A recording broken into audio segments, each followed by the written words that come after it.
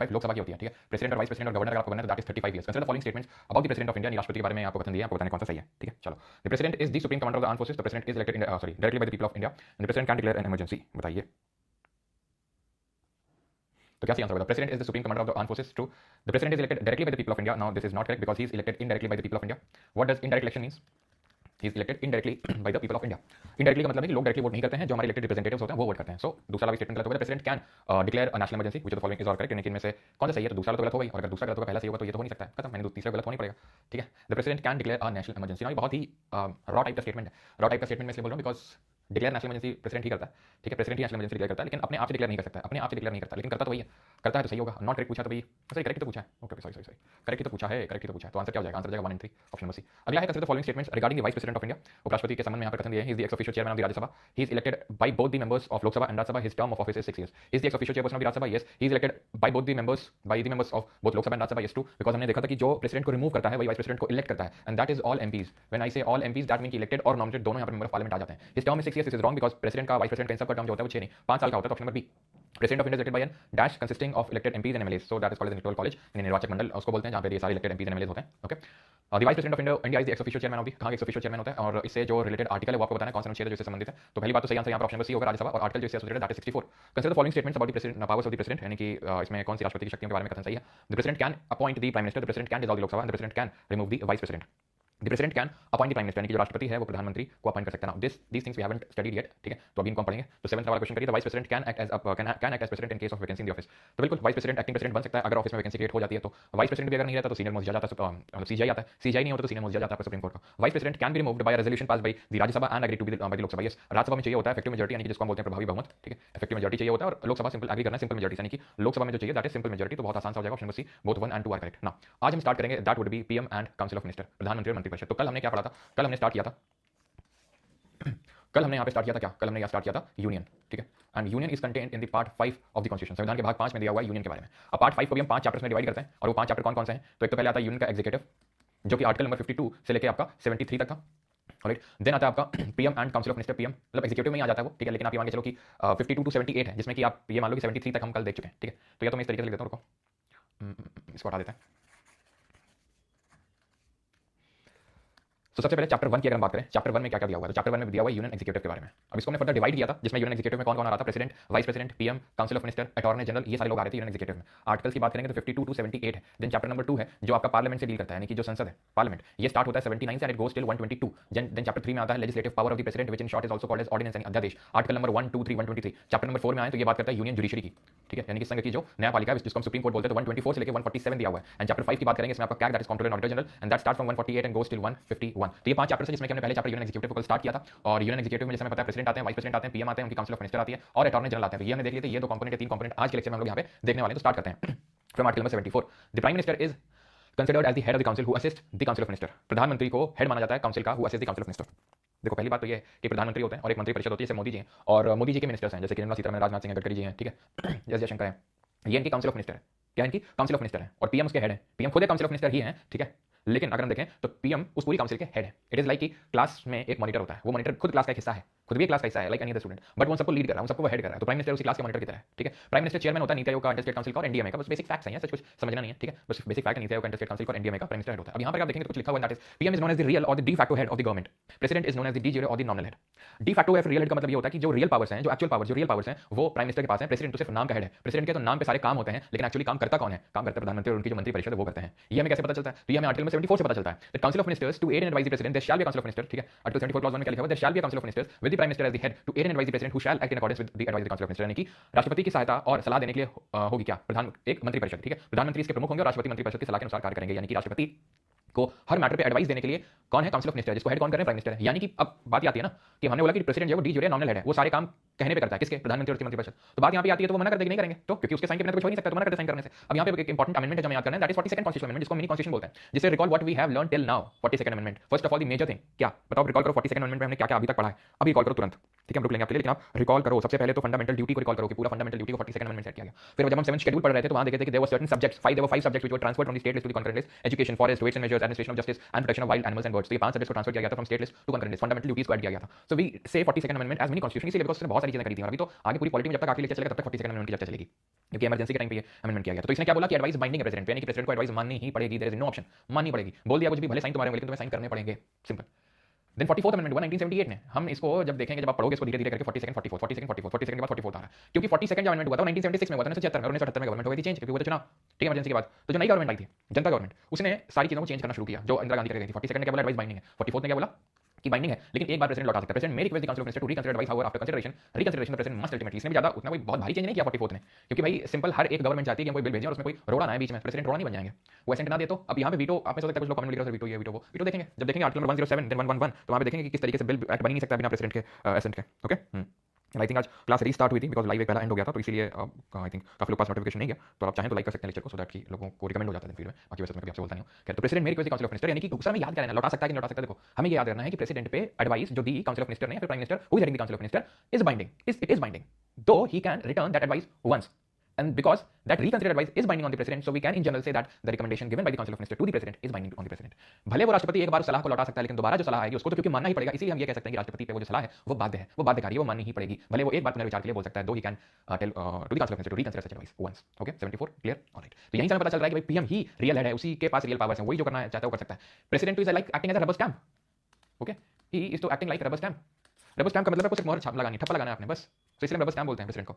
And nominal head बोलते हैं, title head बोलते हैं, डीजी हेड बोलते हैं. कल देखा तुमने, ठीक है ना. 74 clause 2 is the question whether any and if so what advice was tendered by the minister to the president shall not be inquired into any court. यह प्रश्न कि मंत्री ने राष्ट्रपति को कोई सलाह दी या नहीं, और यदि दी है तो क्या दी है, किसी भी न्यायालय द्वारा जांचा नहीं जा सकता है. यानी कि कोर्ट में इंक्वायर नहीं किया जा सकता कि आप कोर्ट में चले जाएं या पीआई फाइल करते हैं, क्या एडवाइस दी थी काउंसिल ऑफ मिनिस्टर ने प्रेसिडेंट को, वो क्वेश्चन नहीं किया जा सकता कोर्ट में. Okay, clear, alright. जो ग्रीन में लिखा डब्बे में मत पढ़ो उसको ना. आगे बढ़ते हैं 75. Other provisions as to ministers, मंत्रियों के संबंध में जो अन्य प्रावधान है वो.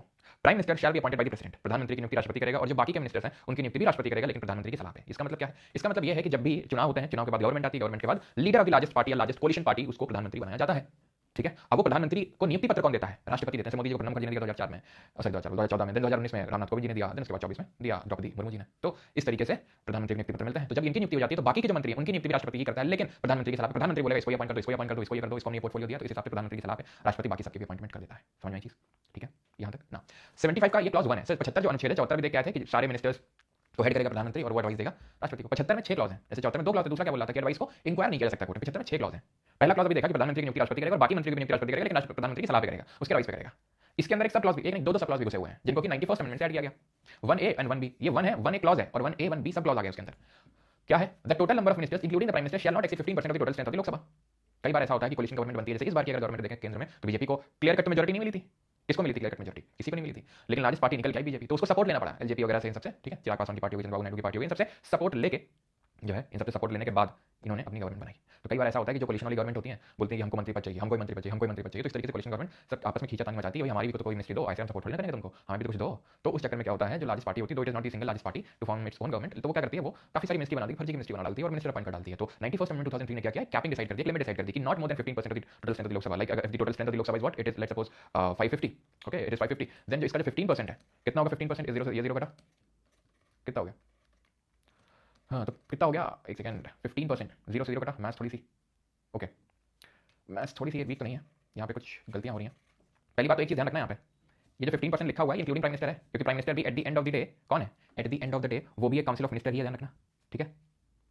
सर 74, ये 74 में क्या दिक्कत है, 74 समझ नहीं आया, इतना तो डिटेल में समझाया तुमको, अभी भी समझ ना आ रहा तो फिर बेकार है. तो भैया 1 0 से 1 0 काटो, ठीक है, सिंपल. तो 3/2 यानी 1.5, यानी कि आप आई थिंक कितना आएगा,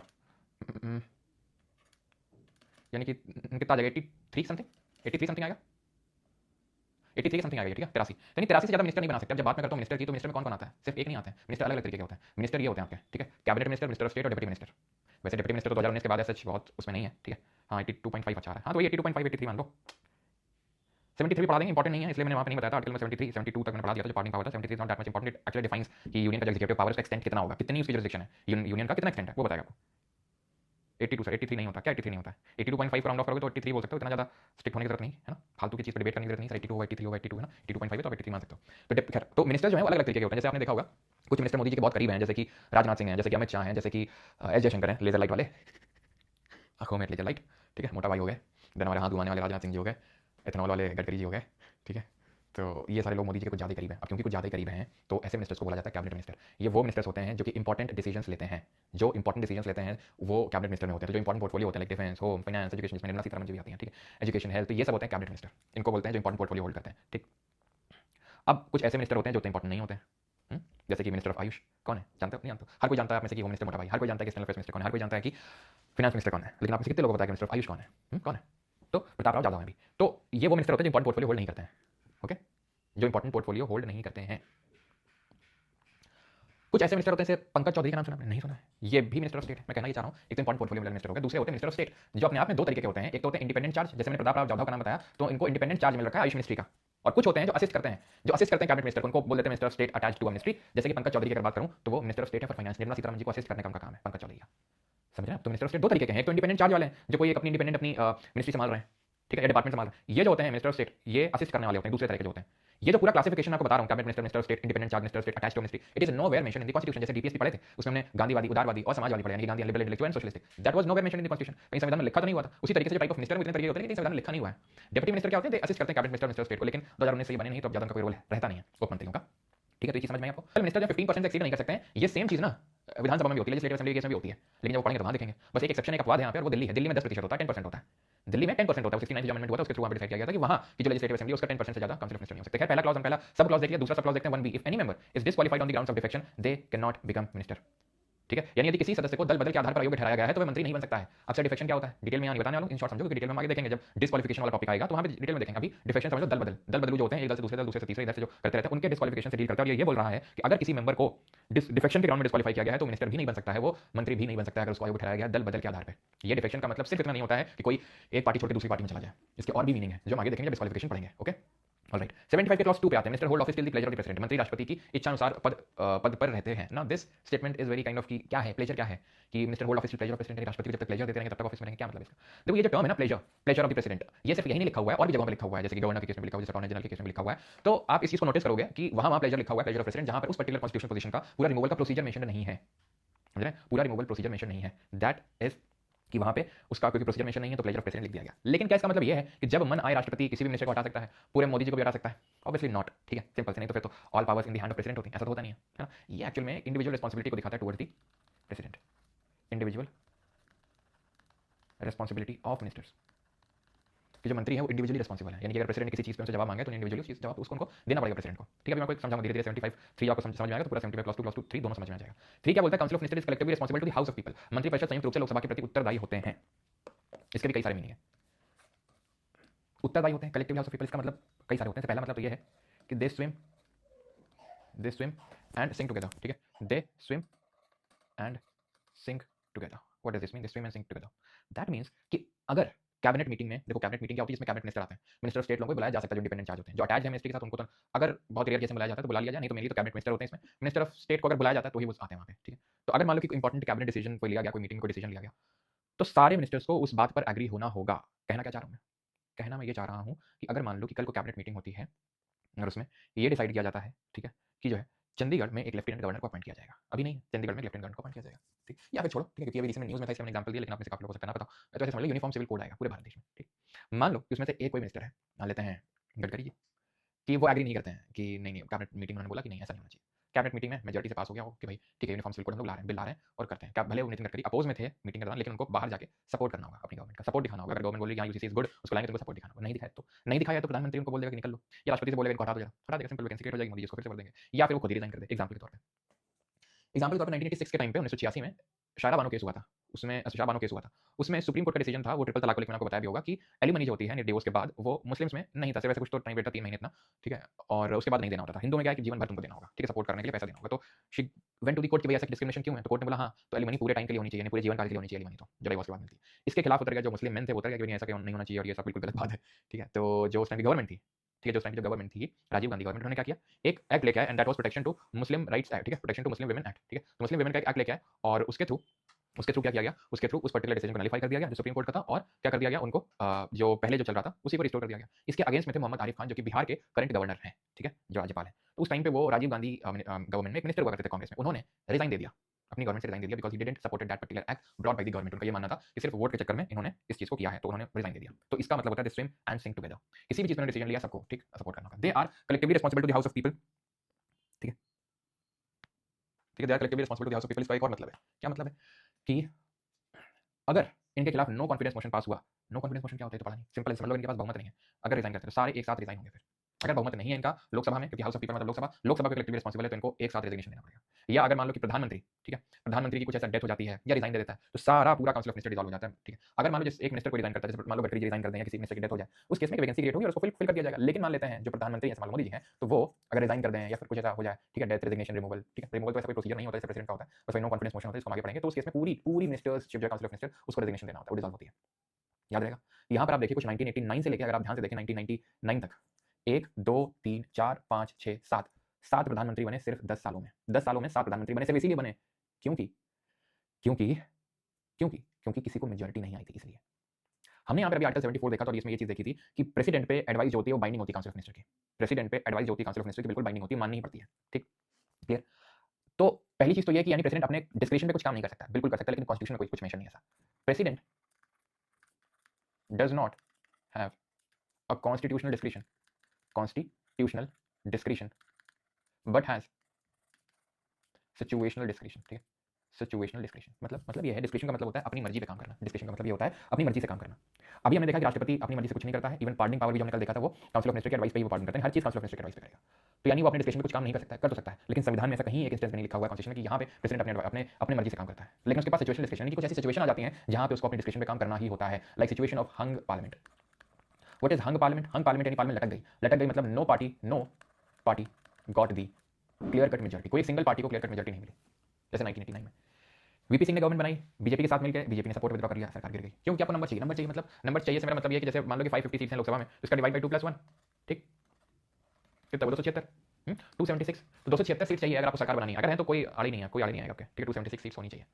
लेकिन कई बार ऐसा होता है कि किसी को क्लियर कट मेजॉरिटी नहीं मिलती है, 240 में अटक गए, 200 में अटक गए, ठीक है, एक पार्टी को मिले मान लो कि 180 मिल गए, एक को मिले 140, तो इस तरीके से उनको फिर दूसरी पार्टी सपोर्ट लेना होता है। जैसे छोटी छोटी पार्टी हो गई, सपा हो गई, अब तो बसपा को कर मिलती नहीं है, ठीक है, सपा हो गई, एलजेपी हो गई, छोटी छोटी पार्टी जो लोकसभा में चुनाव लड़ती है उनसे फिर ये पार्टी सपोर्ट लेती है, जैसे इस बार बीजेपी गवर्नमेंट ने किया। अब मान लो कि जो बीजेपी के एलाइज हैं, जैसे मान लो एलजेपी, चिराग पासवान की, इनकी चंद्रबाबू नायडू, सपोर्ट विड्रॉ कर लें और 276 से नीचे नंबर जाता हुआ दिखे, तो होगा क्या? फिर जो विपक्ष होता है कांग्रेस गवर्नमेंट, भैया तो अपने आप रिजाइन दे देंगे, तो फिर नो कॉन्फिडेंस मोशन लाया जाता है, अविश्वास प्रस्ताव, और अगर उसमें ये अपनी मेजॉरिटी को प्रूव नहीं कर पाए तो इनको रिजाइन देना पड़ता है, सरकार गिर जाती है, वो आगे देखेंगे। तो उसी तरीके से होता है। चंद्रशेखर बने, उसके बाद कांग्रेस से सपोर्ट लेके कांग्रेस ने अपना सपोर्ट विड्रॉ कर लिया, कांग्रेस ने अपना सपोर्ट विड्रॉ कर लिया, बीजेपी ने यहाँ कर लिया था, वो अयोध्या वाला जो मामला था उसको लेकर यहाँ पर कांग्रेस ने कर लिया, ठीक है।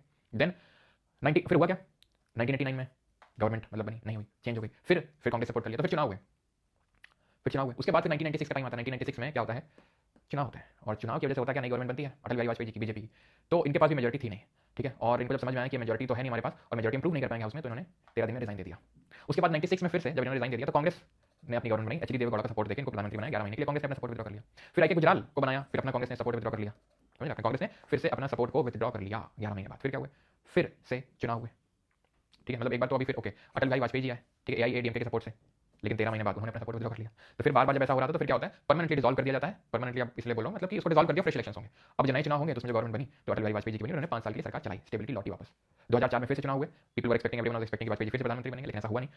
कांग्रेस को भी कोई मेजॉरिटी खासा मिली नहीं, कुछ ही सीट का अंतर था, इवन 200 तक टच नहीं कर पाई थी कांग्रेस ना बीजेपी, तो समझ लो 200 नहीं टच कर पाई और 276 सीट चाहिए, लेकिन कांग्रेस ने गवर्नमेंट बना ली। सोनिया गांधी ने सबको सरप्राइज किया, प्रधानमंत्री नहीं बनी, मनमोहन सिंह को प्रधानमंत्री बनाया 2004 में, 2004 से 9 तक मनमोहन सिंह रहे, 2009 से 14 फिर मनमोहन सिंह रहे, 2014 से दिल्ली, आपको पता है कौन है, ठीक है। तो इस तरीके से चीजें काम करती हैं। 75 का जो क्लॉज 3 है वो कलेक्टिव रिस्पांसिबिलिटी के बारे में बात करता है, सबसे पहले आपके पास नंबर होना चाहिए, ठीक है, you should have number, you should cement Singh together, ठीक है, और आपसे क्वेश्चन किया जा सकता है, ठीक है, हाउस में आपको आंसर देना होगा उसका। This is collective responsibility of the house of people.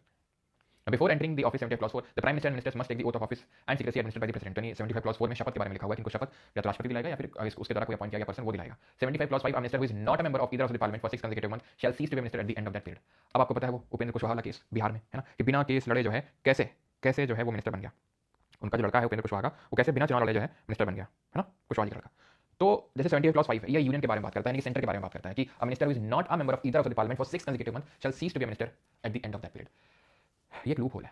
Loop hole कैसे है कि कोई भी, अगर आप इसमें क्या लिखा हुआ है कि कोई भी, ठीक है, इसको पढ़ो तो कैसा लग रहा है कि कोई भी मिनिस्टर नहीं रह सकता है 6 महीने तक अगर उसने किसी हाउस की मेंबरशिप नहीं ली तो। अच्छा ऐसा होता है, लेकिन भैया तो लूप होल है, इसको अलग तरीके से इंटरप्रेट करो। यानी कोई भी मिनिस्टर बन सकता है 6 महीने तक बिना किसी हाउस का मेंबर हुए। मतलब देखिए जिन लोगों ने चुनाव लड़ा बिहार में, ठीक है, बिहार में जिसमें क्या होता है, जैसे आप इसमें 89 ऐड करोगे तो कितना मिलेगा? 164 तो 164 का जो आर्टिकल है उसमें राज्य की विधानसभाओं को लेकर लिखा है, स्टेट लेजिस्लेटिव असेंबली को लेकर लिखा है कि भाई सेम चीज़ यहाँ पे लिखी हुई है, जैसे यहाँ पर यूनियन के लिए लिखी हुई है। ठीक, तो जैसे कि बिहार में जब चुनाव हुए तो जितने लोगों ने चुनाव जीता, जहाँ से जिसकी पार्टी से विधायक बने वो लोग, तो वो जाएंगे विधानसभा में। ठीक, कुछ लोगों को मिनिस्टरशिप मिलेगी, जो बीजेपी वाले हैं उनमें से काफी लोगों को, जैसे आनंद सिंह नहीं बोलते हैं वो, है ना, किसका सरकार है तो आनंद सिंह से पूछा था, नहीं नहीं बोलता हमें मिनिस्टरशिप में कोई लेना देना नहीं, कोई रुचि नहीं है, चुनाव जीती उन्हीं की पार्टी जीती, मिनिस्टर उन्हीं की पार्टी बना जाएंगे, लेकिन वो मिनिस्टरशिप से नहीं, वो बनना उनको कोई इंटरेस्ट नहीं है। ठीक है, लेकिन अगर गवर्नमेंट चाहे तो आपको बना सकती है, वहाँ का कोई मिनिस्टरशिप दे सकती है पोर्टफोलियो। आपने कोई चुनाव तक नहीं लड़ा है, आपने कोई चुनाव तक नहीं लड़ा है, फिर भी आपको बनाया जा सकता है। जैसे उपेंद्र कुशवाहा ने अपने बेटे को घुसेड़ दिया वहाँ पर लेजिस्लेटिव असेंबली में बिना चुनाव लड़े, क्योंकि चुनाव तो ऑब्वियसली जीतने वाले तो है नहीं। ठीक है, बच्चे को आराम से बढ़िया पढ़ाया लिखा है। ठीक है, अब देखो ना पॉलिटिशियंस क्या कर रहे हैं और आप क्या कर रहे हैं आप धर्म की रक्षा कर रहे हैं और पॉलिटिशियन के बच्चे हैं वो अपनी रक्षा कर रहे हैं, तो उसमें डिफरेंस है। तो पढ़ाया लिखा है, ठीक है, क्यों फालतू में इसमें पचड़े पड़ना, और बन गए मिनिस्टर। कैसे? इस तरीके से कि आप मिनिस्टर हो सकते हैं बिना किसी हाउस के मेंबर हुए, क्योंकि वो एमएलए तो है नहीं, क्योंकि विधानसभा चुनाव तो लड़ा ही नहीं, तो क्या किया जाएगा, एमएलसी बना के उनको भेजा जाएगा। लेजिस्लेटिव काउंसिल विधान परिषद है कहाँ पे, बिहार में, और जो विधान परिषद है बिहार में है, तो वहाँ पे कुछ नॉमिनेट मेंबर भी हो सकते हैं, नामी सदस्य हो सकते हैं। गवर्नर नॉमिनेट करता है, गवर्नर नॉमिनेट करता है। ठीक है, गवर्नर का यहाँ पे नॉमिनेशन होता है। अब कितने लोगों 1/6 मेंबर को नॉमिनेट करता है गवर्नर, तो उन्हीं में से नॉमिनेट करके भेज देगा, अब वो बन जाएगा एमएलसी, लेजिस्लेटिव काउंसिल का मेंबर, हो गया मिनिस्टर। मिनिस्टर होने के लिए यूनियन में ऐसा नहीं कि लोकसभा का मेंबर होना पड़ेगा या फिर स्टेट में विधानसभा का मेंबर होना पड़ेगा, लेजिस्लेटिव असेंबली का मेंबर होना पड़ेगा।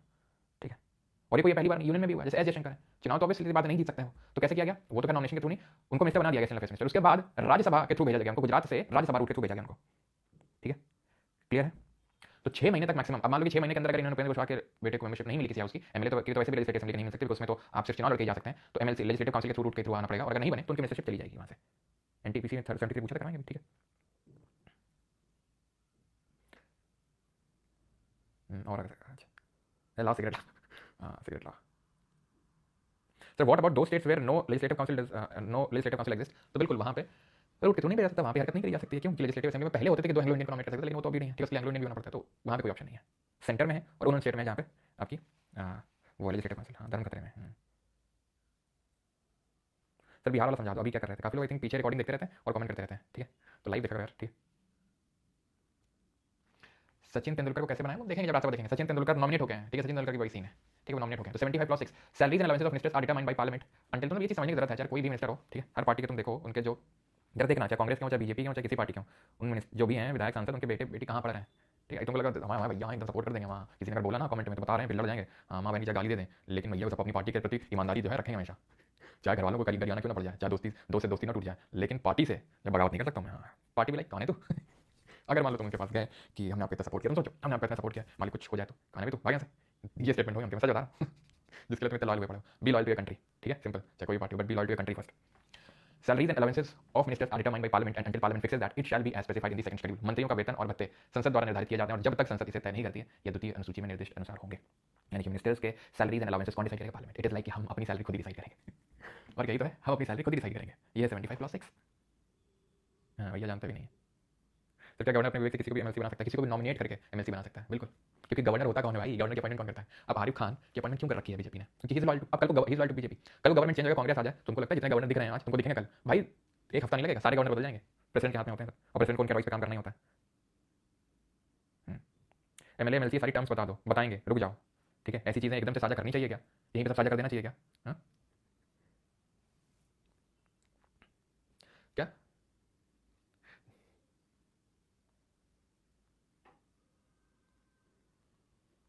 चलो आगे बढ़ें भी।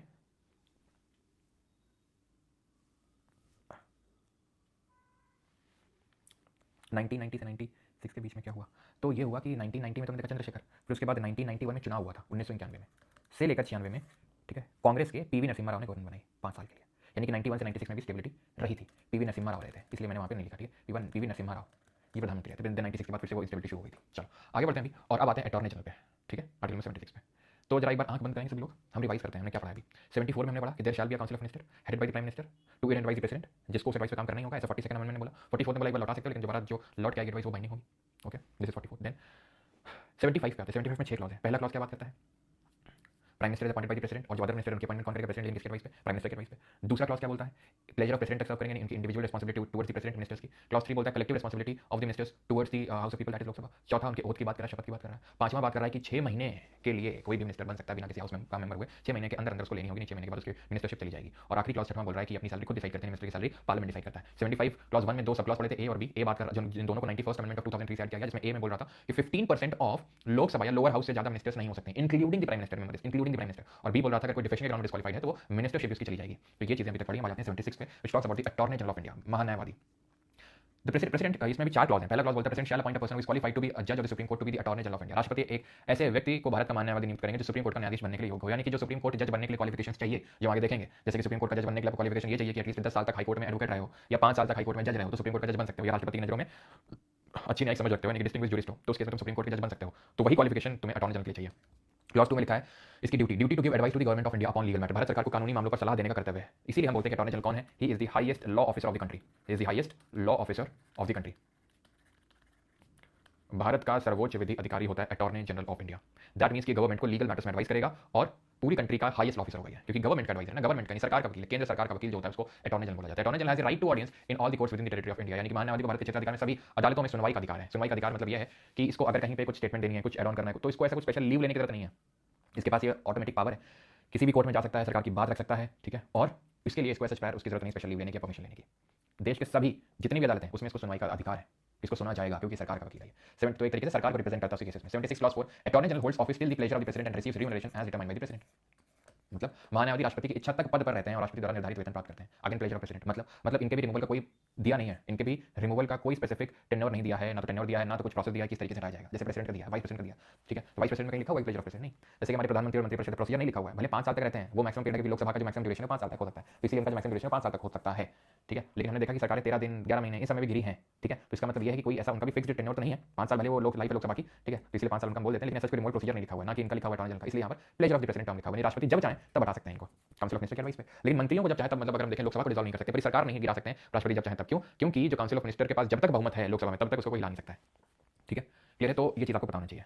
आर वेंकटरमणी जो है करंट में अटॉर्नी जनरल है कंट्री के। सबसे पहले कौन थे? पहले थे एमसी सेतलवाद, फर्स्ट थे एमसी सेतलवाद, करंट में आर वेंकटरमणी है, हाईएस्ट ऑफिसर होते हैं कंट्री के, and is not a full time council of the government, he is not debarred from the private legal practice after ceasing to hold office. Full time council of the government का मतलब क्या है कि ये ऐसा नहीं है कि पूरे टाइम सरकार के लिए काम करेंगे, अपने लिए भी काम कर सकते हैं, खुद भी कोई केस उठा सकते हैं, लेकिन इन बस 2 चीज़ों का ध्यान रखना है, किसी ये उसको ना डिफेंड कर रहे हो, मतलब जिसने क्राइम किया है वो, और दूसरा ये है कि he should not hold a council against the government, government के खिलाफ कोई केस इनको नहीं लड़ना है, पहली चीज़ का ध्यान रखना है, और किसी क्रिमिनल का केस नहीं लेना। बाकी तो कोई भी केस अपना ले सकते हैं। क्यों ऐसा रखा गया? क्योंकि जो अटॉर्नी जनरल होते हैं जैसे आर वेंकटरमणी जी, ये कोई छोटे मोटे वकील नहीं होते हैं, तगड़े लेवल के वकील होते हैं जो दिन का करोड़ों कमाते हैं। जी हाँ, दिन का करोड़ों कमाते हैं। तो वकील जो होते हैं टॉप लेवल, जैसे कपिल सिब्बल वगैरह, इनकी फीस बहुत हाई होती है, ठीक है। जैसे आर वेंकटरमणी, तो अब अगर इन लोगों को, क्योंकि गवर्नमेंट तो वेतन लिमिटेड दे सकता है, जब प्रधानमंत्री सॉरी राष्ट्रपति का 5 लाख है, जब राष्ट्रपति का 5 लाख है तो उनका कितना हो जाएगा महीने का? वो भी महीने का 5 लाख इन लोगों का वही है ना, कि इतने बड़े बड़े वकील हैं इनका, ठीक है। महीने का छोड़ो, दिन का उनको 5 लाख कोई मायने नहीं करता है, दिन का।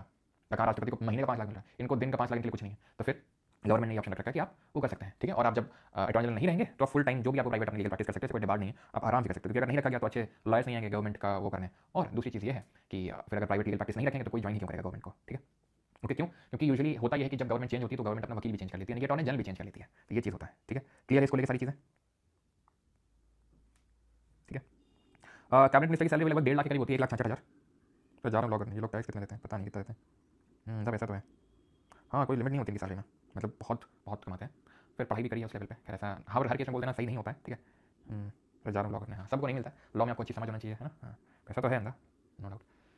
खैर आगे बढ़ते हैं। सॉलिसिटर जनरल पे आता है, भारत के महान्यायाधिकर्ता ये कौन होते हैं? ये अटॉर्नी जनरल को उसके काम में असिस्ट करते हैं, नॉट अ कॉन्स्टिट्यूशन पोस्ट। महान्यायाधीश की सहायता करते हैं लेकिन संवैधानिक पद नहीं है, कॉन्स्टिट्यूशन में मेंशन नहीं है, भले उसको असिस्ट करने का काम। करंट में तुषार मेहता है। अच्छा, ये वैसे हम देखेंगे स्टेट में जब पार्ट नंबर 6 पे आएंगे, लेकिन इसी तरीके से एडवोकेट जनरल होता है, वो आर्टिकल नंबर 165 में दिया, अधिवक्ता महाधिवक्ता बोलते हैं। जैसे यहाँ पर अपॉइंटमेंट करता है प्रेसिडेंट, वहाँ पर अपॉइंटमेंट करता है गवर्नर, वहाँ पर must be qualified to be जज ऑफ सुप्रीम कोर्ट, यहाँ पर हाई कोर्ट, ठीक है। Advises the government, central government on legal matters, तो ये advises state government on legal matters, ठीक है। Holds office during the pleasure of the president, hold office during the pleasure of the governor, he was the highest officer of the country, he is the highest officer of the state, कौन? Advocate general, alright, ठीक है। तो इसीलिए क्योंकि दोनों आपस में related थे आपस में, तो यहाँ पर मैंने इसीलिए इसको लिख दिया सो दैट कि आपको तुरंत याद हो जाए कि जैसे कि केंद्र सरकार का वो वकील होता है सबसे बड़ा, तो उसी तरीके से राज्य सरकार का सबसे बड़ा वकील होता है एडवोकेट जनरल, ठीक है। जैसे वहाँ प्रेसिडेंट अपॉइंटमेंट करते हैं गवर्नर, वहाँ पे सुप्रीम कोर्ट की क्वालिफिकेशन चाहिए हाई कोर्ट की, वहाँ सेंट्रल गवर्नमेंट को एडवाइस करता है स्टेट गवर्नमेंट को, वहाँ प्रेसिडेंट के प्लेजर तक ऑफिस में रहते हैं, गवर्नर के प्लेजर तक, और वो हाईएस्ट ऑफिसर ऑफ कंट्री होता है, highest officer of the state होता है, ठीक है ना। Dissolution of the council of minister की थोड़ी सी हम बात करें यहाँ पर, if any member of the council of minister resigns और dies removed then vacancy is created. कोई काउंसिल ऑफ मिनिस्टर, जैसा कि मैंने बताया था, गडकरी जी ने रिजाइन कर दिया तो वैकेंसी क्रिएट होगी, या मोदी जी ने बोला उनसे राष्ट्रपति से गडकरी जी को हटा दो, हटा देंगे, कोई दिक्कत नहीं, गडकरी जी कोई और आ जाएगा minister of transport highway, simple.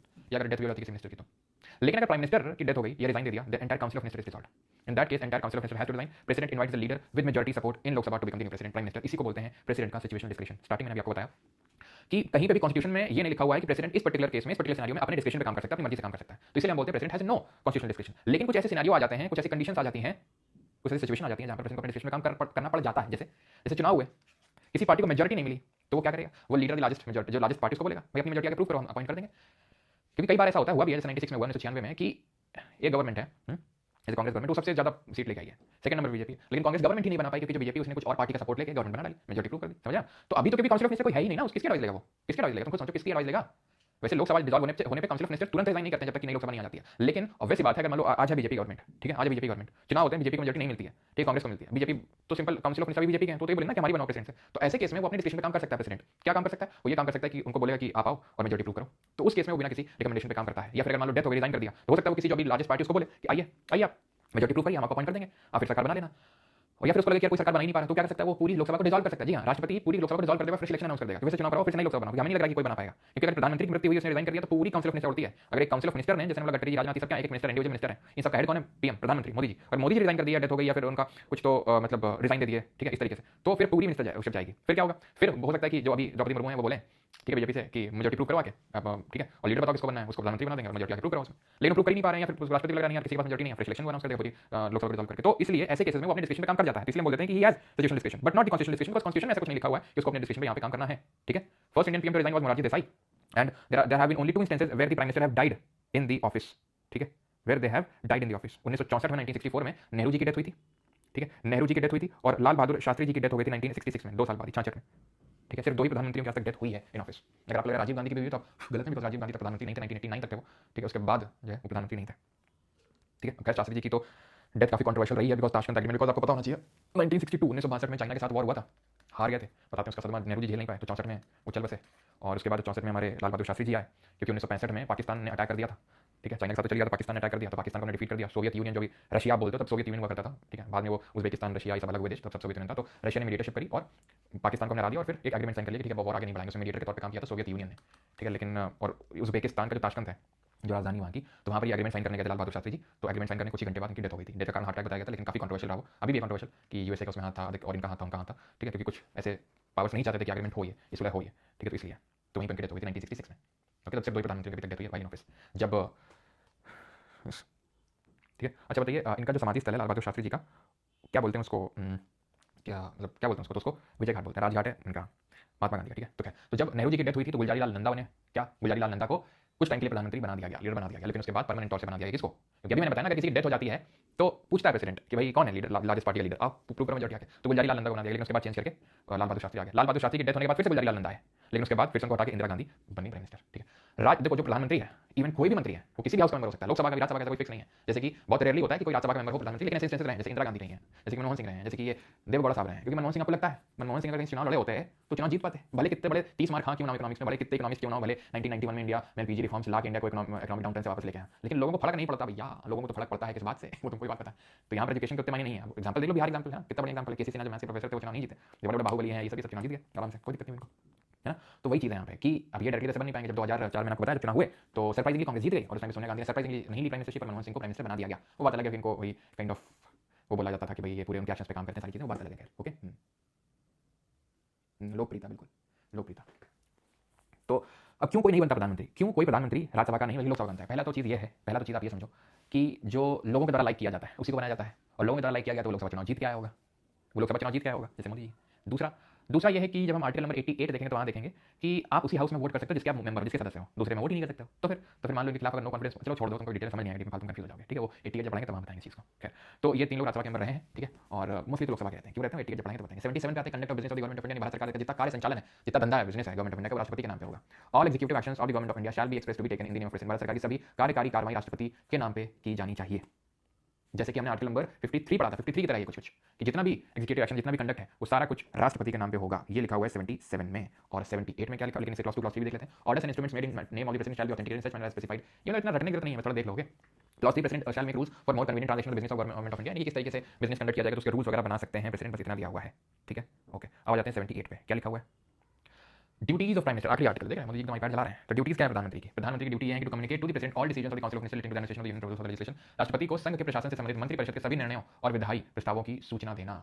ठीक है, to furnish such information relating to the administration of the union proposals for legislation present में कॉल फॉर। संघ के प्रशासन और विधायी प्रस्तावों से संबंधित ऐसी जानकारी प्रदान करना जैसे जैसे राष्ट्रपति मांग सकते हैं कि भैया प्रधानमंत्री बताओ जरा इस तरीके से एडमिनिस्ट्रेशन चल रहा है यूनियन का, बताओ मुझे, हमें ये इन्फॉर्मेशन चाहिए, तो वो देंगे। If the president so inquires to submit for the consideration of the council of minister any matter on which decision has been taken by a minister but which has not been considered by the council, यदि राष्ट्रपति आवश्यक समझे तो किसी ऐसे विषय को मंत्री परिषद के विचार के लिए प्रस्तुत करना जिस पर किसी मंत्री द्वारा निर्णय लिया गया है लेकिन जिसे परिषद ने विचार नहीं किया हो, यानी कि कोई एक काउंसिल ऑफ मिनिस्टर्स ने कोई डिसीजन लिया, झंडा उठा लिया, बाकी काउंसिल ऑफ मिनिस्टर कुछ पता ही नहीं है, तो प्रेसिडेंट बोलेगा ये प्रधानमंत्री सुनो जरा क्या डिसीजन ले लिया जिनको बाकियों के बारे में नहीं पता, जरा सबमिट करो। तो काइंड ऑफ प्रधानमंत्री बीच में एक लिंकेज के तौर पे काम कर रहा है ये पूरी काउंसिल ऑफ मिनिस्टर के बीच में और उसके बीच में।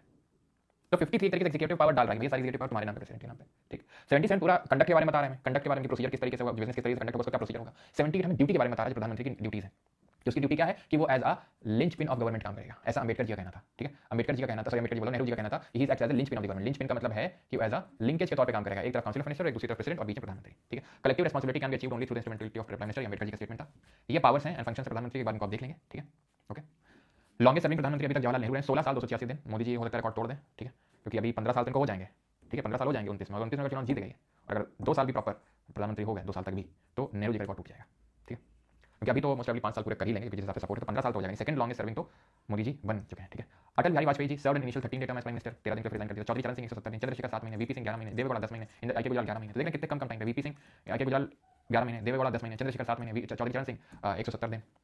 अटल बिहारी वाजपेयी 13 दिन नहीं है, वो 13 दिन पहली बार जब बने प्रधानमंत्री तब, बाद में पूरा 5 साल भी प्रधानमंत्री रहे, लेकिन चौधरी चरण सिर्फ 170 दिन, चंद्रशेखर सिर्फ 7 महीने, वीपी सिंह 11 महीने, देवेगौड़ा 10 महीने, आईके गुजराल 11 महीने, ये सिर्फ 13 दिन नहीं, पहली बार जब आए तो 13 दिन में उन्होंने रिजाइन दे दिया था, 13 दिन के लिए प्रधानमंत्री बने, फिर जब चुनाव हुए तो फिर से पूरे 5 साल के लिए बने थे, राइट। तो ये देख सकते हैं नेहरू जी रहे 64 तक, डेथ हो गई इनकी, फिर गुलजारी लाल नंदा आते हैं कुछ टाइम के लिए, फिर लाल बहादुर शास्त्री बन जाते हैं, इनके साथ फिर गुलजारी लाल नंदा आते हैं कुछ टाइम के लिए, फिर ये इंदिरा गांधी बन जाती हैं, पहले 66 से 67 रहती हैं, हाथी चुनाव, ठीक है, फिर 80 से 84 रहती हैं, ठीक है, डेथ वगैरह होती है इनकी, खैर तो बीच में यहाँ पर ओके, तो मतलब इनकी डेथ वगैरह होती है, फिर इनके बेटे राजीव गांधी आते हैं 84 से लेकर 89 तक, ठीक है, 84 से 89 तक रहते हैं वो, बीच में यहाँ पर मोरारजी देसाई रहते हैं, then चौधरी चरण सिंह रहते हैं, ठीक है। क्यों ऐसा होता है, क्योंकि जब इन्होंने इमरजेंसी लगाई आपातकाल, देखो सुनो, आपातकाल जब इन्होंने लगाया, ठीक है, आई थिंक कितना लोगों को पता होगा सभी लोगों को, इन्होंने आपातकाल लगाया, सब ब्रिटिश को जेल में डाल दिया था, लोग इनके विरोध में थे, इनके जो बेटे संजय गांधी ने नसबंदी तक न जाने क्या करवा डाला था जबरदस्ती, लोग एकदम विरोध में थे, चुनाव हुआ, हार गए बुरी तरीके से, अपनी सीट तक नहीं बचा पाई। तो 70 में ना संजय गांधी नहीं है, ठीक है, 77 में क्या हुआ, फिर से चुनाव हुए, ठीक है, और जब फिर से चुनाव हुए तो यहाँ पर जनता गवर्नमेंट बनी। इवन जनता गवर्नमेंट भी स्टेबल नहीं रह पाई, क्यों, क्योंकि इनका ये था कि जो भी उन्होंने किया काम बस उसी को अलग करना है, ठीक है, और इनके बीच में भी इंटरनल स्ट्राइफ थे, आंतरिक झगड़े थे। फायदा किसने उठाया, इंदिरा गांधी ने। कैसे फायदा उठाया, पहले ये बने, ठीक है, इंदिरा गांधी क्या यार तुमको प्रधानमंत्री नहीं बनाया, बताओ, बड़ा बुरा होता है, बता बनना चाहता हूँ, हम सपोर्ट कर देंगे तुम्हारा, थोड़ी जितनी सीटें सपोर्ट लेके बना दिया। इंदिरा गांधी लाइक मैं तो सपोर्ट वापस ले रही हूँ, अब क्या होगा तेरा का दिया सपोर्ट वापस लिया, चुनाव हुए, इंदिरा गांधी ने थोड़ा सा गुडविल बटोरा इस नाम पे, ठीक है, वेमेन के नाम पे एवरीथिंग, ठीक है, और इन्होंने भी कुछ ज़्यादा अच्छा नहीं किया था, चुनाव जीत गई 84, डेथ हुई इनकी, राजीव गांधी 89 तक हार गए, फिर वीपी सिंह रहे ओके 90 तक, फिर चंद्रशेखर रहे 90 से 91 तक, फिर यहाँ पर स्टेबल गवर्नमेंट आई थी पीवी नरसिम्हा राव की 96 देन उसके बाद फिर स्टेबिलिटी 96 97 देवेगौड़ा 97 से 98 आईके गुजराल, फिर स्टेबिलिटी अटल बिहारी वाजपेयी जो है पूरा 5 साल सर्व किया, फिर पूरा 5 साल सर्व किया, और अब तो आपको पता है 10 साल सर्व करने के बाद 15 की ओर आगे बढ़ते हुए मोदी जी, ठीक है, चलो भाई राइट, आज मोदी कुरुक्षेत्र आ रहे हैं। अच्छा तो आज का लेक्चर होता है खत्म, जिसको बैच में एनरोल करना है for the 100 notes, for these PDFs, for these recording of the lectures, for the quizzes daily, for the weekly quizzes, for the private Telegram group, तो यहाँ पर एनरोल कर सकते हैं 4.0 बैच में। और अगर आपको इंग्लिश का चाहिए तो इंग्लिश का भी कर सकते हैं, दोनों चाहिए तो कॉम्बो है जहाँ पर आप दोनों कर सकते हैं। बाकी जिसको चाहिए फैटमैन लिटिल बॉय मतलब एमसीक्यूज लगाने के, तो you can go for the Little Boy for the MCQs and Fat Man अगर आपको चाहिए कोई थ्योरी पूरी बुक हो, ठीक है, जिसमें कि आप 4.0 के साथ साथ, क्योंकि ये 4.0 जब पूरा हो जाएगा तब आपको सेकंड एडिशन देखने को मिलेगा, तो उससे पहले अगर आपको अभी से चाहिए, जो कि मेरे हिसाब से आपके पास होनी चाहिए, और कुछ अगर एक्स्ट्रा होता है आज के लेक्चर में शायद ऐसा कुछ एक्स्ट्रा कहीं पे होता है तो उसको आप नोट कर लेना और आपके पास पूरा जो एक हैंड आउट हो जाएगा जो आपको हर एग्जाम में काम आएगा, ठीक है। चलिए बाकी बस उसमें आपको अनाउंस करते रहना 4.0 को देख के, राइट। बाकी हम करते हैं क्वेश्चंस, क्योंकि questions are as important as theory for us. I know कि मोस्ट लोग को मजा नहीं आता है, लेकिन उससे मेरा मतलब नहीं है, बिकॉज मेरा मतलब है करवाने से उन लोगों को जो लोग सीरियस हैं, जो लोग एक्चुअल में करना चाहते हैं, ठीक है। सो करते हैं start. The very first question is this from, और 12:30 बजे का इंपॉर्टेंट अनाउंसमेंट है आज, ठीक है, 12:30 पे आइए जरूर, छोटी सी है, कोई बहुत तगड़ी नहीं है, छोटी सी है, इंपॉर्टेंट है। पराग सर आपको पता है मैं कौन हूँ? हाँ पगलू हो तुम एक नंबर के, बार बार कमेंट स्पैम किए जा रहे हो, पढ़ लो। अच्छा from among the following identify the correct option that captures the changes made in article 74 अगर मोदी की सपोर्ट ना मिलती तो क्या होता, फिर कांग्रेस से पूछती, कांग्रेस से बोला जाता तुम सपोर्ट में आओ, ठीक है, तुम आ जाओ। From among the following identify, कोई ना कोई सपोर्ट कर देता है, तुम्हारे क्वेश्चन कोई ना कोई तो हर कोई लालच से कर देता है, ठीक है, कांग्रेस तो बैठी थी, जो बोलोगे वो दे देंगे, बस सपोर्ट करो, मैं गवर्नमेंट बना दो, ठीक है। From among the following identify the correct option that captures the changes made in article 74 clause 1 42nd amendment से, तो क्या किया गया था? From amongst the following, identify the correct option that captures the changes made in Article 74, Clause 1 of the Constitution of India through the 40. तो वही binding करेगी, executive power of union shall be vested in the prime minister has the duty to brief the president about decisions. The president shall exercise his or functions on the advice of the council of ministers. बिल्कुल option number C, ठीक है, binding बनाएगी तो advice, तो option number C. Which of the following is all correct? इनमें से कौन सा कथन सही है? President of India appoints the attorney general of India and the solicitor general of India, तो भारत का राष्ट्रपति जो भारत के महान्यायवादी और जो सॉलिसिटर जनरल होता है उसको अपॉइंट करता है, ठीक। देन दूसरा स्टेट कि both AG and solicitor general constitutional post, again गलत है ये तो पूरा, ठीक है, सही है, अपॉइंटमेंट भले दोनों की करता है प्रेसिडेंट, लेकिन सॉलिसिटर जनरल कहीं पे मेंशन नहीं है आपका, ठीक है, option number A one only. Not correct, कौन सा गलत है, निम्नलिखित में से कौन सा कथन सही नहीं है? As per the constitution of India the union council of ministers collectively responsible to the parliament. बताइए, भारत के संविधान के अनुसार केंद्रीय मंत्रिपरिषद संसद के प्रति सामूहिक रूप से उत्तरदायी है। तो सामूहिक रूप से उत्तरदायी पार्लियामेंट के प्रति स्पेसिफिकली देखें तो वहाँ पे लोकसभा लिखा हुआ था, हाउस ऑफ पीपल, पार्लियामेंट नहीं लिखा हुआ था। ठीक है, residual power western parliament, yes. 7 schedule या तो union state list, concurrent list, ऐसा चीज जो तीनों में लिस्ट में मेंशन है उसको बोलते हैं रेजिडुअल लिस्ट, और उस पे कानून बनाने की जो शक्ति होती है किसके पास होती है? वो होती है पार्लियामेंट के पास। ठीक है, okay. The president of India is the constitutional head of the executive of the union, बिल्कुल सही है। As per the constitution of India there is a provision for independence of the cabinet, yes. तो गलत कौन सा है? गलत option number A, because collective responsibility है towards the Lok Sabha, not the parliament. The next question, fourth number, the duties of the Attorney General of India are to give advice to the Government of India upon such legal matters and to perform such other duties of the legal character as may from time to time he be referred to or assigned to him by the President of India. ठीक है, तो advice, the duties of the Attorney General of India are to give advice to the Government of India upon such legal matters and to perform such other duties, बिल्कुल, जो कि president उसको बोलेगा time time से। Solicitor General of India, secondary officer of the country who assists Attorney General and is himself assisted by the addition, बिल्कुल। काम क्या है सोलिसिटर का? असिस्ट करना अटॉर्नी का, उसको असिस्ट करने के लिए होता है एडिशनल सोलिसिटर जनरल। तो बोथ वन टू ऑप्शन में से एजी के बारे में स्टेटमेंट है, ही और she is the first officer of the country, he is the highest officer of the country और the first officer of the country. He और she has a right to speak in any house of the parliament without any right to vote, yes. Article number 88 में पढ़ेंगे इसको। He और she is appointed by the president of India, yes. He और she is a full time council of the government in the court of law, no. He is not a full-time counsel. He is not a full-time counsel of the government. ठीक है, he is not a full-time counsel to the government, ध्यान रखना है। ठीक है, full time इसलिए नहीं है क्योंकि वो ऐसा नहीं कि एक बार गवर्नमेंट का हो गया तो गवर्नमेंट का ही हो गया, वो प्राइवेट प्रैक्टिस भी कर सकता है, सिंपल ध्यान रखना है आपको। ठीक है, क्लियर है? तो कितने स्टेटमेंट सही होंगे यहाँ पे? 3 स्टेटमेंट सही होंगे, ना कि 4। Option number C. Alright, moving on to the next question, and this is this, which is this, who among the following had the shortest span in office as the prime minister of India? तो shortest span किसका रहा है? तो शास्त्री जी का 2 साल रहा था, 64 से 66, तो 2 साल तो बहुत ज़्यादा हो गया, तो इनका तो शॉर्टेस्ट स्पैन नहीं होगा शास्त्री जी का। अगर आप यहाँ पे देखेंगे, ठीक है, कहाँ गया वो चार्ट, एक सेकेंड। तो आप यहाँ पे देखेंगे सबसे कम, देखो वीपी सिंह और गुजराल जी का तो 11-11 महीने रहा है। चौधरी चरण सिंह मात्र 170 दिन, मात्र 170 दिन, लेकिन चौधरी हाँ ठीक है। तो यहाँ पर सही आंसर क्या हो जाएगा? चंद्रशेखर की अगर बात करेंगे तो 7 महीने, ठीक है, 7 महीने रहे हैं। हाँ, तो चौधरी चरण सिंह सही आंसर हो जाएगा यहाँ पर, option number B. Okay, clear है? ओके, आगे बढ़े। चलो अगला देखते हैं, which of the following about the Attorney General of India is not correct? He has the right of audience only in the Supreme Court of India. No, this is wrong. This is wrong. Because not only in the Supreme Court but in all the courts of India. He shall receive such remuneration as the president इसका decide करता है कितना salary वगैरह मिलेगा. He shall be qualified to be appointed as the judge of Supreme Court, yes. He shall give advice to the government on all legal matters, yes. Which of the following articles of the Constitution of India requires the Prime Minister of India to furnish information related to the decisions of the Council of Ministers? Bharat के संविधान में निम्नलिखित अनुच्छेदों में से कौन सा एक भारत के प्रधानमंत्री से अपेक्षा करता है कि मंत्री परिषद के निर्णयों से संबंधित सूचना भारत के राष्ट्रपति को प्रस्तुत करेगा? प्रधानमंत्री प्रस्तुत करेगा प्रेसिडेंट को काउंसिल ऑफ मिनिस्टर के द्वारा लिए गए निर्णय, यानी कि वो लिंचपिन है गवर्नमेंट का। तो आर्टिकल 78 ये तो बोल रहा था कलेक्टिव, मतलब ये तो बोल रहा था कि काउंसिल ऑफ मिनिस्टर का हेड है प्रधानमंत्री, जिसको एडवाइस देनी है राष्ट्रपति को। इसमें 6 क्लॉज होने पड़े थे, 81 भी पढ़ानी है। एनडीए को कौन हेड करता है? एनडीए में हो गया नीति आयोग हो गया, इन सब का हेड होता है प्राइम मिनिस्टर। आर्टिकल 76 के बारे में कौन सा स्टेटमेंट सही नहीं है? बढ़िया, बताइए कौन सा स्टेटमेंट सही नहीं है, बताइए जल्दी से।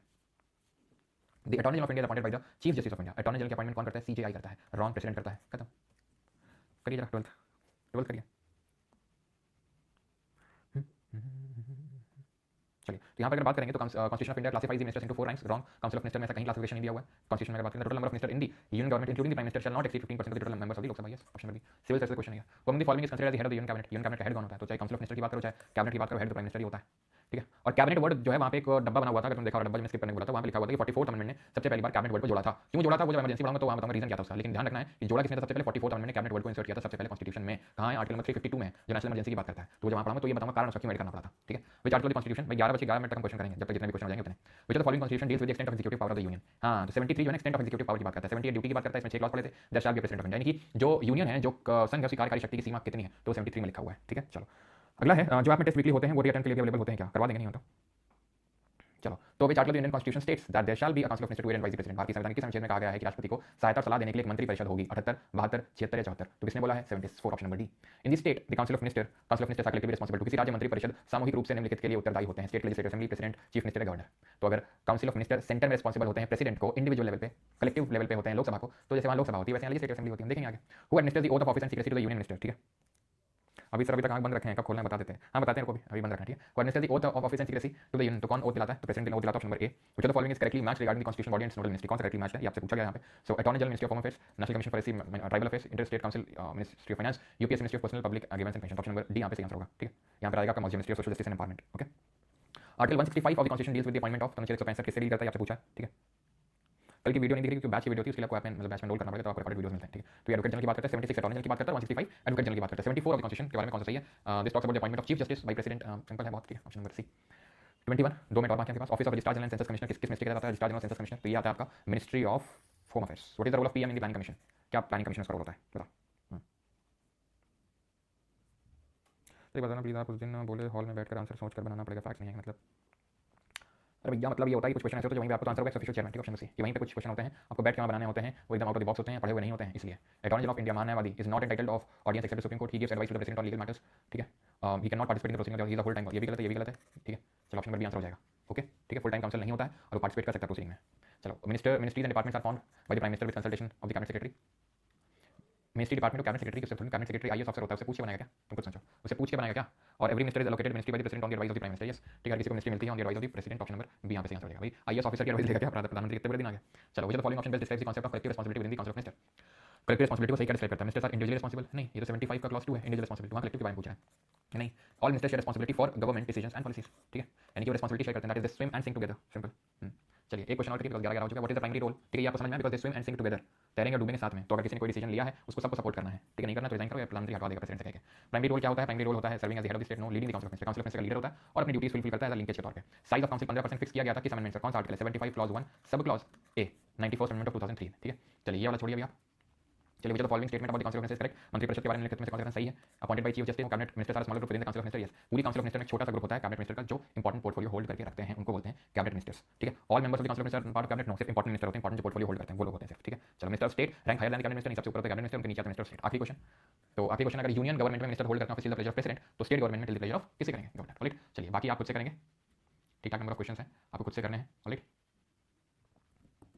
विच prime ministers inner cabinet became particularly powerful during their era.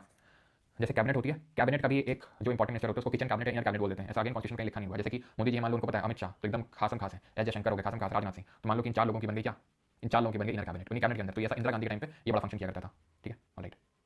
चलो जो पहली कैबिनेट बनी थी उसमें होम मिनिस्टर कौन था, वो होम मिनिस्टर, तो ये तो हमारे प्रेसिडेंट जी थे, ठीक है। तो होम मिनिस्टर कौन थे, सरदार पटेल जी। एजुकेशन मिनिस्टर कौन थे, मौलाना अबुल कलाम आजाद। हेल्थ मिनिस्टर राजकुमारी अमृत कौर थी जो एकमात्र वुमेन थी पहली कैबिनेट में। शॉर्टेस्ट सर्विंग कौन है, शॉर्टेस्ट सर्विंग अभी हमने देखा वाजपेयी जी तो नहीं है, ठीक है, बोले 13 दिन के लिए सरकार वो करी थी लेकिन बाद में पूरा 5 साल सर्व किया था ना, तो आंसर क्या होगा, अभी हमने किया था चौधरी चरण सिंह, ठीक है। वो was the only female cabinet minister in the first जो हमारी काउंसिल ऑफ मिनिस्टर बनी थी, तो उसमें कौन थी, Rajkumari Amrit Kaur, option number D, health minister थी वो, ठीक है। शॉर्टेस्ट टेन्योर किसका, एचडी देवेगौड़ा का, वीपी सिंह का, चंद्रशेखर का, के गुजराल का, हाँ इसमें किसका होगा, क्या एचडी देवेगौड़ा का आप देखोगे तो इन्होंने कितना कितना टेन्योर सर्व किया, तो 11 महीने आपको यहाँ पे देखने को मिलेगा, ठीक है। 11 महीने देखो आगे गुजराल और वीपी सिंह, ठीक है। यहाँ पे चंद्रशेखर सबसे शॉर्टेस्ट, चरण सिंह के ऑप्शन में नहीं है तो चंद्रशेखर आंसर हो जाएंगे, ठीक है, Chandrashekhar, alright. Lynch pin of government basic question है, ठीक है, कौन होता है, प्रधानमंत्री होता है, किसने कहा था, नेहरू ने कहा था, ठीक है। मैक्सिमम साइज स्ट्रेंथ कितनी हो सकती है काउंसिल ऑफ मिनिस्टर, 15% हो सकती है including the prime minister, 91st amendment, alright. तो ये क्वेश्चन सब आपको करना है खुद से, ऑलराइट, एंड आज का लेक्चर होता है यहाँ पे खत्म, ठीक है। नहीं होगा तो इन्हीं क्वेश्चन को क्विज में डलवा दिया करेंगे, नई क्विज पे नहीं डलवाएंगे, इन्हीं क्वेश्चन को क्विज में डलवा देंगे, ठीक है, दैट वुड बी बेटर। इसको भी बैच में एनरोल करना है, 4.2 बैच में एनरोल कर सकते हैं, ठीक है। If you want to take the access of all the content like PDFs of this MCQ वाला पीडीएफ, थ्योरी वाला पीडीएफ, हैंड रिटन मतलब डिजिटल नोट्स हो गया, लाइव रिकॉर्डिंग लेक्चर्स की हो गई, क्विजेस हो गया, प्राइवेट टेलीग्राम ग्रुप सब, ओके। चलिए थैंक यू एवरीवन एंड धन्यवाद सभी को, मिलते हैं कल से स्टार्ट करने वाले पार्लियामेंट चैप्टर, अगेन बहुत इंपॉर्टेंट है, ठीक है। 2 लेक्चर्स तो लगेंगे ही पार्लियामेंट को पूरा कंप्लीट करने में, लेकिन that would B worth it. Parliament is the largest chapter, ठीक है, सबसे बड़ा चैप्टर होता है पार्लियामेंट, पार्लियामेंट और फंडामेंटल राइट्स दोनों अपने आप में, पार्लियामेंट, फंडामेंटल राइट और डीपीएसपी, इन तीनों को अगर मैं रख दूं तो सबसे और फंडामेंटल ड्यूटी इंक्लूड कर दूं, 4 सबसे इंपॉर्टेंट पिलर्स होते हैं, जैसे 4 पिलर्स होते हैं हमारी डेमोक्रेसी है, ठीक है, लेजिस्लेचर, एग्जीक्यूटिव, जुडिशियल, मीडिया, भले वो बात अलग है कि चौथा पिलर थोड़ा मंगाया हुआ है आज, थोड़ा नहीं बहुत ज़्यादा मंगाया हुआ है, उसी तरीके से 4 पिलर होते हैं हमारी पॉलिटिक है। क्या होते हैं 4 पिलर पॉलिटिक है, parliament chapter, fundamental right, DPSP and fundamental duty, जिसमें कि हम 3 चीज़ें तो देख चुके हैं, चौथा पिलर हम कल देखेंगे, ठीक है, कल से स्टार्ट होगा, ऑलराइट, तो मिस मत करना। चलो ठीक है, ये क्विज में डलवा देंगे, सेकेंड एडिशन थोड़े टाइम में आएगा। अनुज कश्यप आप नहीं है बेटा, अभी आग नहीं खोलनी है, रुक जाओ अभी। अनुज जी एमएलए होता है, एमएलए होता है मेंबर ऑफ लेजिस्लेटिव असेंबली। भैया आपके राज्य में एक विधानसभा होगी, हर राज्य में विधानसभा है, वहाँ के जो मेंबर होते हैं उनको एमएलए बोलते हैं। किसी किसी राज्य में लेजिस्लेटिव काउंसिल होती है, जैसे यूपी में है, बिहार में है, तो वहाँ के जो मेंबर होते हैं उनको एमएलसी बोलते हैं, और जो लोकसभा और राज्यसभा के मेंबर होते हैं उनको सिंपल एमपी बोलते हैं, एम मेंबर ऑफ पार्लियामेंट, ठीक है। अगर ये बैच लेंगे तो जो टेस्ट हो चुके हैं मिलेंगे बिल्कुल, यतीश शर्मा जी बिल्कुल मिलेंगे,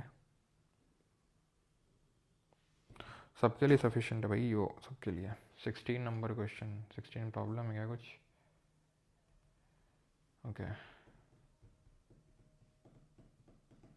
क्या दिक्कत है इसमें, भैया पढ़ाएंगे यार, अभी स्टेट लेजिस्लेचर का है, परेशान हो रहे हो इतना, पढ़ाएंगे, परेशान ना हो, स्टेट ही वाला पढ़ाएंगे, ठीक है। अगर ये समझ नहीं पा रहे हो कैसे लेजिस्लेटिव असेंबली हो गए तो पढ़ाएंगे इसको। हमें लगा कि तुम समझ लोगे, लोकसभा जैसे यहाँ है वैसे हमारा विधानसभा है, नहीं समझ में आ रहा, कोई दिक्कत नहीं, पढ़ाएंगे, ठीक है। क्वेश्चन 55 देखिए, अच्छा 55 देख लेते हैं, 55 the minimum strength of the council as per this, okay sorry sorry sorry sorry, ये कुछ और ही बोल रहा था क्वेश्चन, इसमें मिनिमम परसेंटेज नहीं पूछा, इसमें मिनिमम नंबर पूछा, और वो भी कहाँ का, स्टेट का, ठीक है, ओके। तो यहाँ पे ये नहीं पूछा, अभी तो ये पढ़ाया नहीं मैंने, ये चीज़ अभी पढ़ा नहीं हम लोगों ने, तो ये जब स्टेट में आपको पढ़ाऊंगा तब ये हम लोग कर पाएंगे। आंसर यहाँ पे वैसे तो 12 होगा, लेकिन अभी पढ़े नहीं है इसको, आंसर यहाँ 12 होगा, ठीक है, 12 पर्सन्स। मुझे लगा कि स्ट्रेंथ पूछा है। ओके चलो, एमएलए भी नहीं जानते हो तो क्या इंस्पेक्टर बनेंगे? अच्छा 2 मिलियन कब होंगे? अब तुम लोग सब्सक्राइब तो कर ही नहीं रहे हो, तो कहाँ से 2 मिलियन होंगे? हैं, सब्सक्राइब करो तो 2 मिलियन हो जल्दी से, लेकिन ना। चलो बाकी तो ठीक है, 12:30 बजे मिलते हैं, एक छोटी सी अनाउंसमेंट है। Thank you.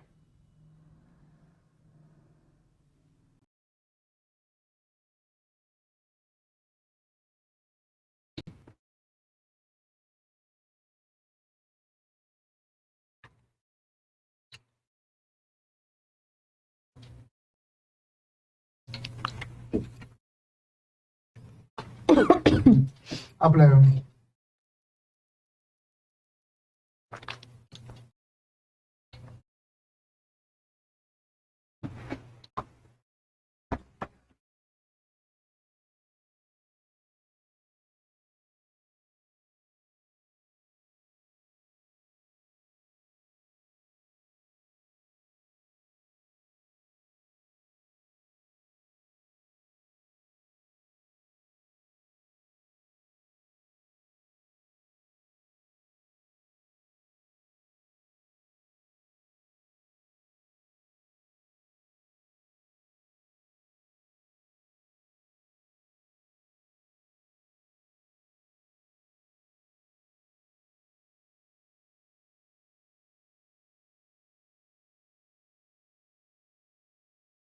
Hello and welcome to all my champions. सारे champions को very very good morning. Audio video बता दीजिएगा। Good morning, good morning. सारे champions को very very good morning. And before I start the new batch,